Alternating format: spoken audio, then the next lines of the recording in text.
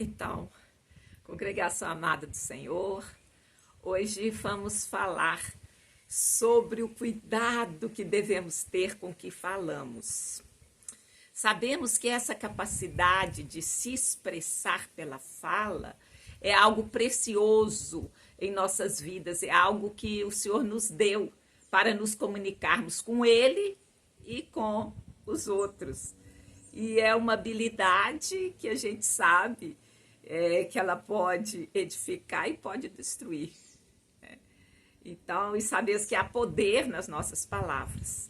Queria te convidar a assistir o vídeo até o fim e ver que pela palavra de Deus, Ele nos criou.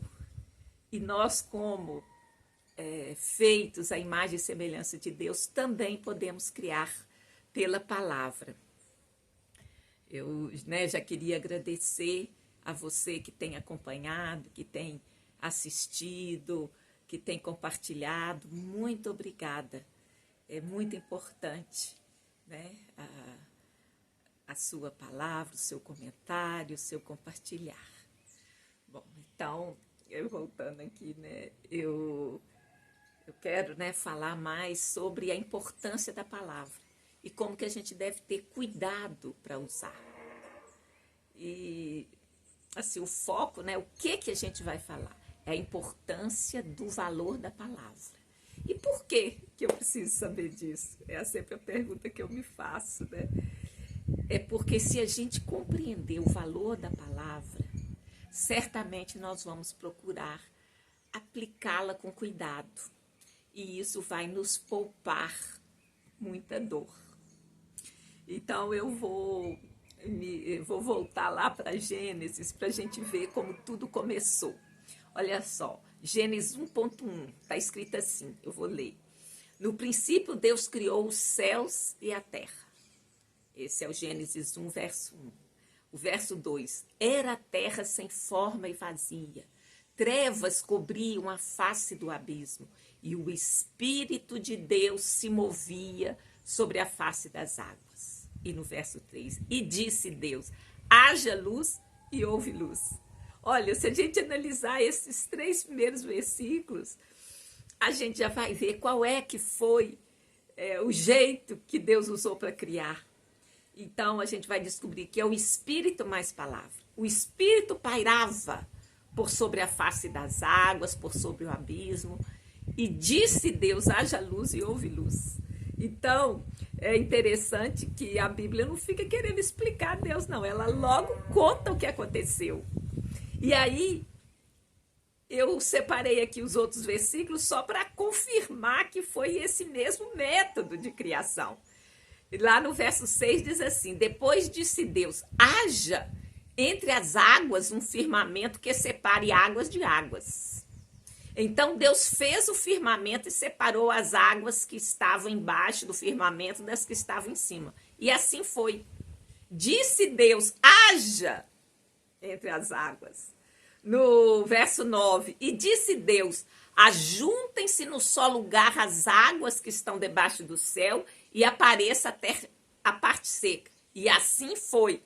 No verso 11, e disse Deus, cubra-se a terra de vegetação, plantas que deem semente e árvores cujos frutos produzam semente de acordo com as suas espécies. E assim foi. Mais um pouco, lá no 14. Disse Deus, haja luminares no firmamento do céu para separar o dia da noite. Sirvam eles de sinais para marcar estações, dias e anos. E sirvam de luminares no firmamento do céu para iluminar a terra. E assim foi. No verso 20, disse também Deus, encham-se as águas de seres vivos, e sobre a terra voem aves sobre o firmamento do céu. Depois no 24, e disse Deus, produz a terra seres vivos de acordo com as suas espécies, rebanhos domésticos, animais selvagens e os demais seres vivos da terra, cada um de acordo com a sua espécie. E assim foi. E lá no verso 26, que é a coroa da criação do homem, está a criação, a nossa criação. Está lá no verso 26. Então disse Deus: façamos o homem à nossa imagem, conforme a nossa semelhança. Domine ele sobre os peixes do mar, sobre as aves do céu, sobre os animais grandes de toda a terra e sobre todos os pequenos animais que se movem rente ao chão. Criou Deus o homem à sua imagem. A imagem de Deus o criou. Homem e mulher os criou. Então,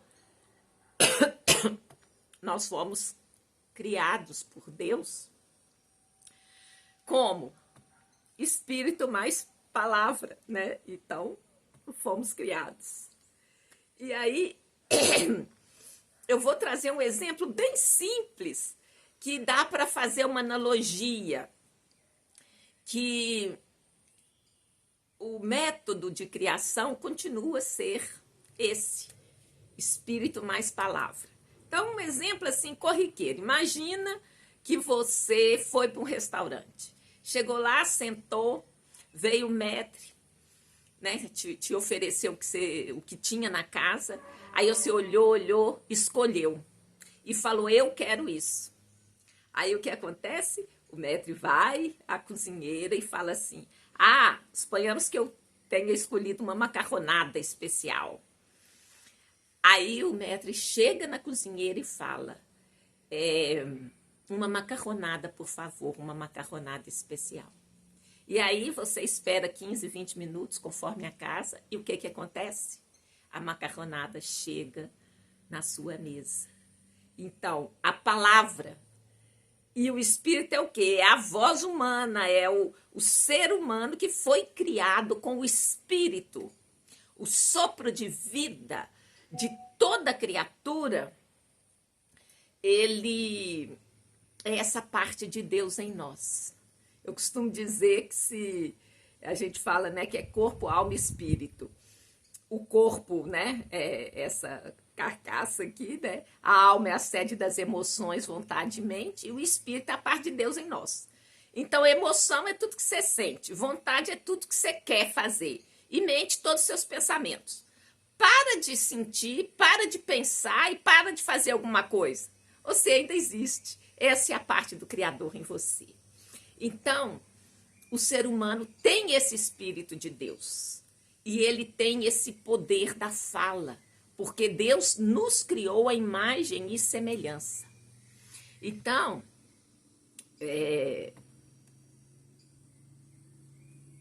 Deus Deus deu livre-arbítrio, Deus não obrigou ninguém a nada, né?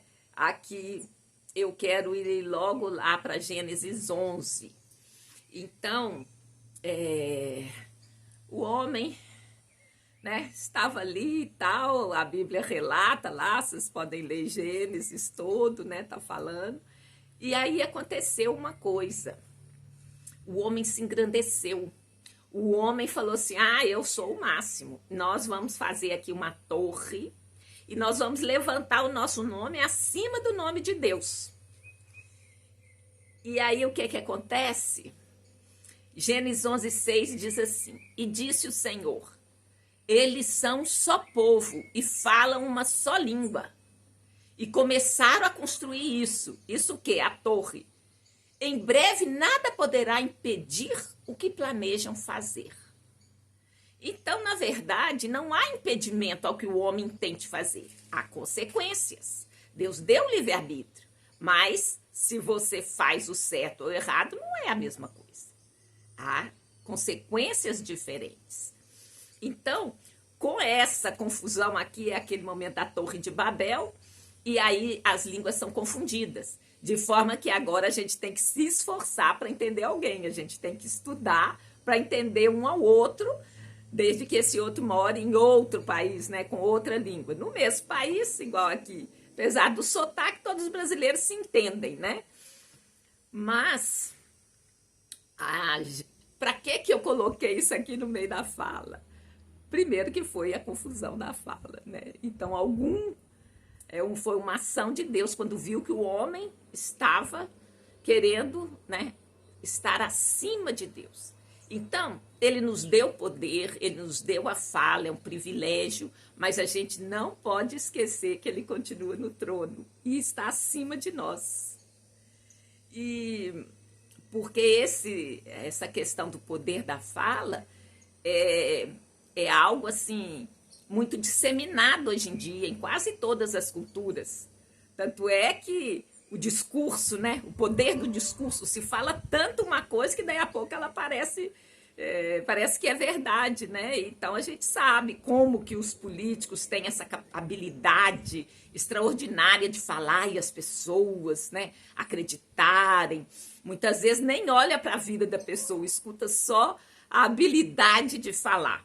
Então existem grupos que supervalorizam esse poder de falar. Por que eu falo isso? É porque assim tem poder, mas esse poder da nossa palavra está debaixo de Deus. Por que eu falo isso? Eu lembro de 2 exemplos. Não sei se vocês lembram do tempo do Bush, tanto Bush pai como filho, foram pessoas odiadas no mundo. Todo mundo queria a morte deles. E principalmente o Brasil, né, que desenvolveu assim uma certa aversão pelos americanos, era assim, todo mundo queria que o cara morresse. E o cara não morreu. Então, há limite nesse poder da palavra. Se o homem acha que está por cima da carne seca, que já que ele tem poder, ele pode fazer tudo, mas não é bem assim, está tudo debaixo do poder e da autoridade de Deus. Deus continua no topo. Eu costumo dizer que não tem vaga para Deus, por mais que as pessoas queiram, né, se apropriar até de princípio, é princípio da palavra de Deus. Está escrito, né? A palavra tem poder. Mas aqueles que querem, através da palavra, construir impérios, construir coisas e se elevar acima de Deus, já vou te dizer, não vai funcionar, não vai dar certo. E aí, é nesse sentido que eu gosto de lembrar de que, ai, que medo, pessoas às vezes ficam falando, nossa, alguém declarou uma maldição, alguém fez isso, fez aquilo. Mas a palavra tem o seu poder, mas não está acima de Deus. Deus está acima de tudo. Então, se fosse assim, um bando de gente morreria por tanto que eles são odiados. E não é bem assim, né? Só trouxe esse exemplo para quebrar um pouco essa aura de poder, que é um poder limitado. Não, está limitado ao poder de Deus. Bom, então eu espero que eu tenha conseguido explicar até o momento, tornar claro que a palavra do homem tem poder, mas esse poder não está acima de Deus.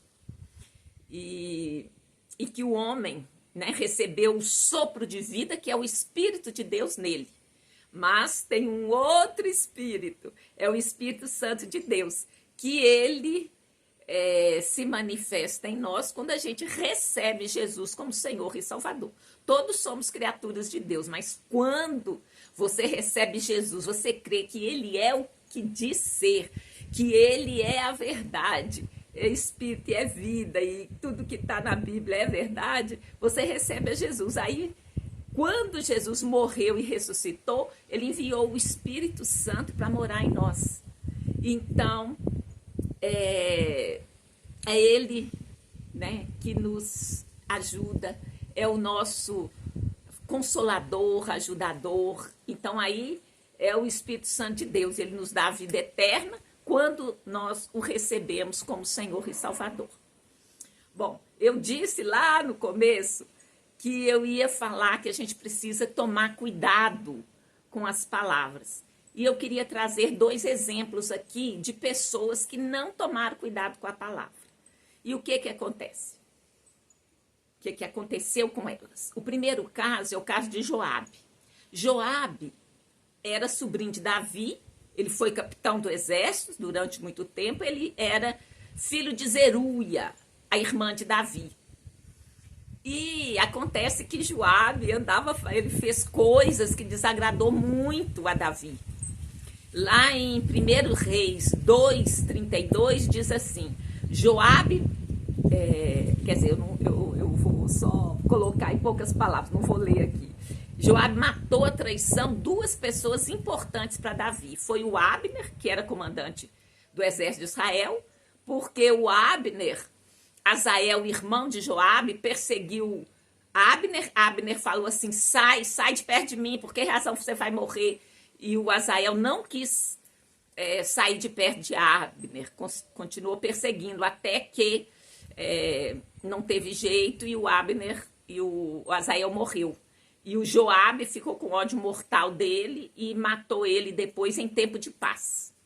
Outra pessoa também que foi comandante do exército de Judá, que era Amassa, Joabe também matou a traição. Então, nesse versos 1 de Reis 2:32, está lá falando, Davi falando, né, que Joabe derramou sangue inocente, né? Bom, então, quando Davi estava próximo da morte, ele chamou Salomão, seu filho, e foi dar instruções para ele. Então, isso está lá em 1 de Reis, capítulo 2, versos 5 e 6. Então, está escrito assim, o Davi falando para Salomão. Você sabe muito bem o que Joabe, filho de Zeruia, me fez. O que fez com os 2 comandantes do exército de Israel, Abner, filho de Ner, e Amassa, filho de Jeter. Ele os matou, derramando sangue em tempos de paz. Agiu como se estivesse em guerra. E com aquele sangue manchou seu cinto e as suas sandálias. E aí vem a advertência de Davi para Salomão. Proceda com a sabedoria que você tem e não o deixe envelhecer e descer em paz à sepultura. Então, o pai recomendou a ter cuidado com ele e falou, não deixe ele em paz não, porque Davi foi um guerreiro, ele nunca perdeu uma batalha. Mas ele sabia reconhecer o tempo de guerra e o tempo de paz. Então, o que Joabe fez foi desonrar, né, o rei, porque matou 2 pessoas, a traição no tempo de paz. Então, olha só. Aí, o Salomão começou a reinar e tal, e aconteceram várias coisas que eu não vou detalhar aqui, eu vou ler apenas mais 2 versículos. Então Benaia entrou na tenda do Senhor e disse a Joabe, o rei lhe ordena que saia. Saia de onde? É porque ele tinha ido e agarrado nas pontas do altar. Não, respondeu ele, vou morrer aqui. Benaia relatou ao rei a resposta de Joabe. E em 1 de Reis, verso 2:34, está escrito assim, então Benaia, filho de Joabe, Joiada, foi e atacou Joabe e o matou, e ele foi sepultado em sua casa no campo. Então pensa bem essa situação. O rei mandou ele sair, ele não quis sair. E ele mesmo declarou a sentença de morte dele, eu vou morrer aqui. Pensa bem, ele podia ter pedido misericórdia, ele podia ter pedido clemência, mas ele declarou com a boca, vou morrer aqui. E o que aconteceu? O Benaia foi lá, que era o novo chefe, né, debaixo de Salomão, e matou. Então, o cuidado, esse exemplo aqui, é um exemplo bem grave, né, que levou à morte. Mas, às vezes, o que a gente falar não vai levar à morte física, que a pessoa nunca mais, né, vai ter chance. Mas, às vezes, a gente pode destruir um relacionamento, destruir uma amizade, falar palavras imprevidentes, falar palavras contra nós mesmos. Ele mesmo decretou a morte dele, ele falou, vou morrer aqui, e ele morreu. Então, assim, é um exemplo forte, mas aconteceu. Eu já falei muitas vezes para você, a Bíblia é assim, ela relata, ela narra o que está acontecendo, e cabe a cada um de nós ler aquilo, estudar, aprender e ver que lições vai tirar. Então, ao olhar essa situação, eu falei, olha, Joabe não devia ter falado que eu vou morrer aqui. Ele podia ter pedido clemência, ele não pediu. Então, quer dizer, foi uma consequência do que a boca dele declarou. Ele falou palavras, eu vou morrer aqui, eu morro aqui, eu vou morrer aqui. E o rei usou das palavras dele e fez cumprir. Outro caso é o caso de Simei. Simei, ele era um homem, né, lá vamos dizer, do círculo de Davi. Então Davi, ele foi rei 40 anos, mas houveram rebeliões contra ele. 2 filhos dele se rebelaram contra ele. O primeiro foi Absalão, e quando o filho se rebela contra o pai, o reinado não seria de Absalão se o pai não tivesse morto. Enquanto o pai estivesse vivo, não tinha como ter 2 reis. Então, o que Absalão quis foi matar Davi mesmo, e fez uma rebelião, uma revolta. E aí, quando Davi fugia, né, de Absalão, Simei estava num vale, né? Então tinha uma encosta aqui, outra aqui, o Davi andando descalço, fugindo.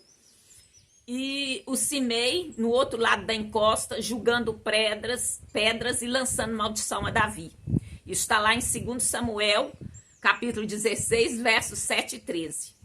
Então, depois que Davi recuperou o trono novamente, ele deu instruções para Salomão, né? Então, não foi Absalão o rei, foi Salomão, estava prometido.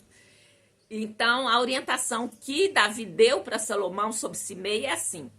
Está lá em 1 de Reis 2, 8 e 9. Saiba que também está com você Simei, filho de Gera, o benjamita de Baurim. Ele lançou terríveis maldições contra mim no dia em que fui a Manaim. Mas depois desceu ao meu encontro no Jordão e lhe prometi, jurando pelo Senhor, que não mataria a espada. Então ele lançou maldição, depois, quando o rei voltou, ele recebeu bem o rei.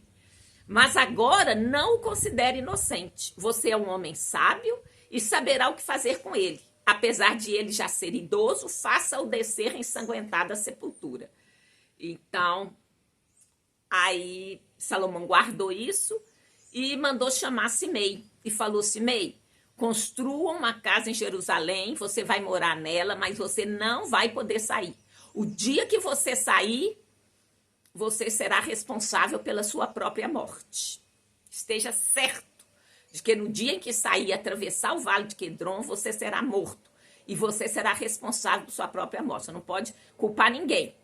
Simei respondeu ao rei: a ordem do rei é boa, o teu servo lhe obedecerá.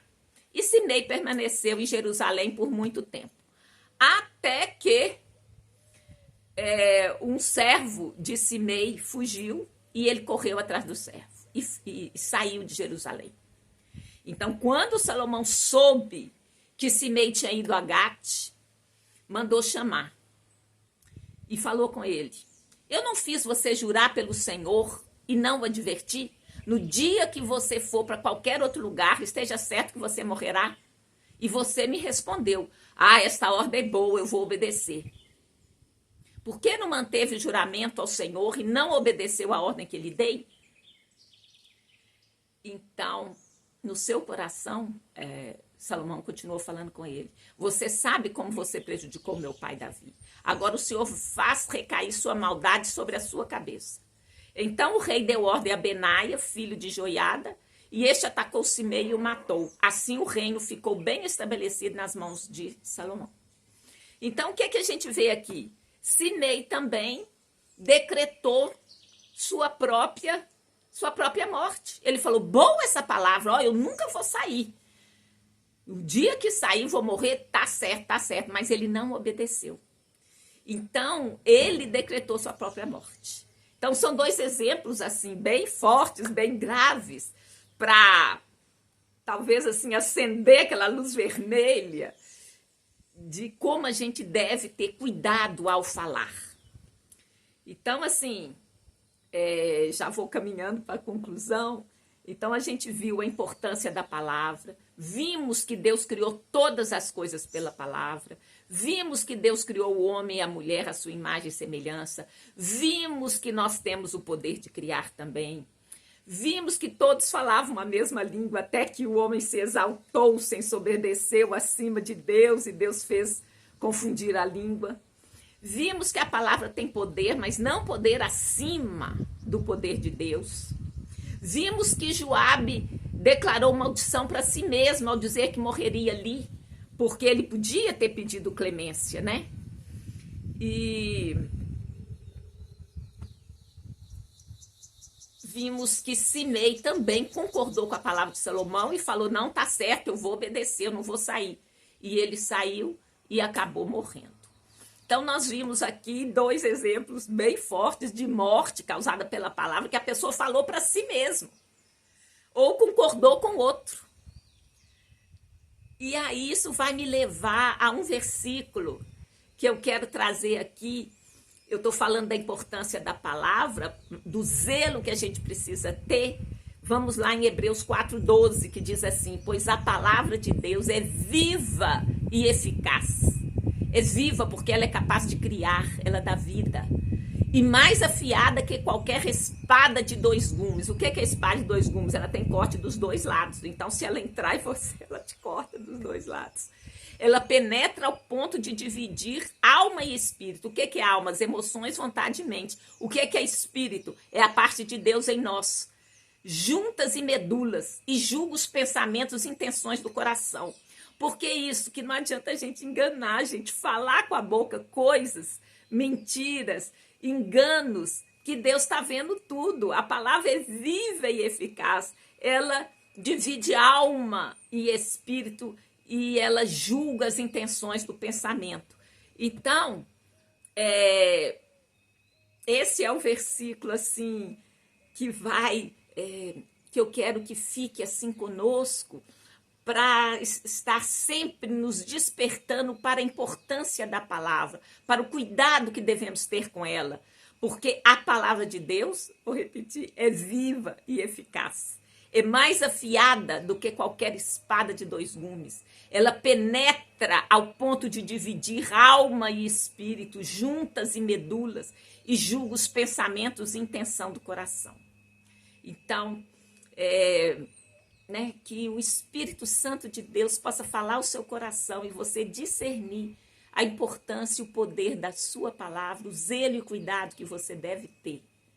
Então, eu gostaria que você repetisse após mim. Eu agradeço a Deus pelo privilégio de poder falar. Vou ter zelo e cuidado com o que sair da minha boca. Vou prestar atenção à palavra de Deus, procurando conhecê-la, zerar por ela, confiando que o Espírito Santo de Deus é meu ajudador e me fará lembrar de tudo quanto ele tem dito. Em nome de Jesus, é a minha declaração. E agora eu vou orar. Senhor meu Deus, eu oro para que cada um venha receber Jesus como amigo. Eu oro para que cada um reconheça que o Senhor ama cada um e que veio para que tenhamos vida e vida em abundância. Senhor meu Deus, que a tua paz, que excede todo o entendimento, guarde o meu coração, guarde o seu coração, guarde o nosso coração, guarde o coração de cada um que me ouve, pelo poder do Espírito Santo, e a paz de Cristo inunde o seu ser. Eu oro para que a gente consiga ser zeloso ou zelosa da palavra de Deus. Que o Espírito Santo de Deus, que veio morar em mim, que pode morar em você se você quiser e decidir por ele agora. Depois que Jesus morreu e subiu ao céu, é o Espírito Santo que vem morar em nós. Ele é o nosso ajudador, é o nosso consolador. Então eu declaro, eu oro para que cada um de nós prossiga até o dia que nós vamos encontrar com Jesus. E esse dia será dia de alegria sem par, será um dia de glória, porque nós iremos contemplá-lo. Então, no nome santo de Jesus, eu te abençoo e agradeço a sua disposição de me ouvir até aqui. Que vocês tenham uma ótima semana, no nome santo de Jesus, o Messias de Israel. Amém. Muito obrigada.